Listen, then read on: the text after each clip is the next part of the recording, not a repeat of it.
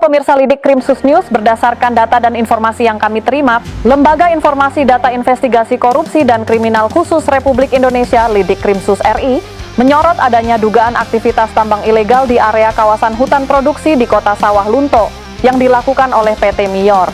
Maka, untuk memenuhi asas praduga tak bersalah, Dewan Pimpinan Nasional DPN Lidik Krimsus RI menyurati Direktur PT Mior pada tanggal 13 Desember 2024 lalu. Hal itu dibenarkan internal DPN Lidik Krimsus RI.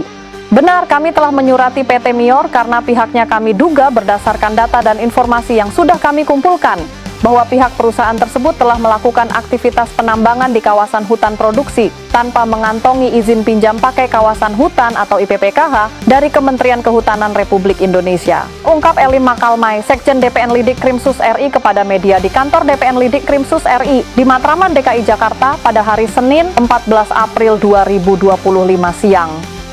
Berdasarkan tracking kami, surat tersebut sudah diterima oleh pihak PT Mior di Kota Sawah Lunto. Namun sayangnya hingga saat ini kami tidak menerima balasan surat dari perusahaan tambang tersebut. Lebih lanjut, Elim mengatakan bahwa pihaknya juga telah mencium adanya upaya Kejaksaan Tinggi Sumatera Barat memeriksa pihak PT Mior. Elim pun yakin bahwa perburuan ke Jati Sumbar itu dikarenakan konfirmasi Lidik Krimsus RI.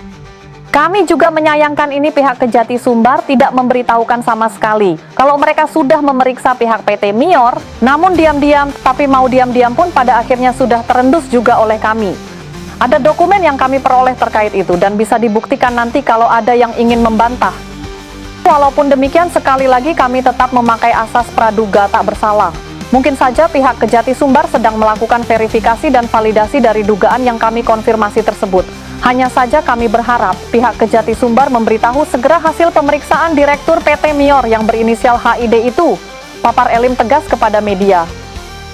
Selain itu, Elim juga mengatakan bahwa dugaan aktivitas tambang yang dilakukan oleh PT Mior itu, jika terbukti maka jelas sudah kerugian negara yang sangat besar telah terjadi. Dan satu-satunya solusi adalah PT Mior harus ditindak tegas secara hukum dan kerugian negara yang sudah diraup PT Mior selama ini harus dikembalikan.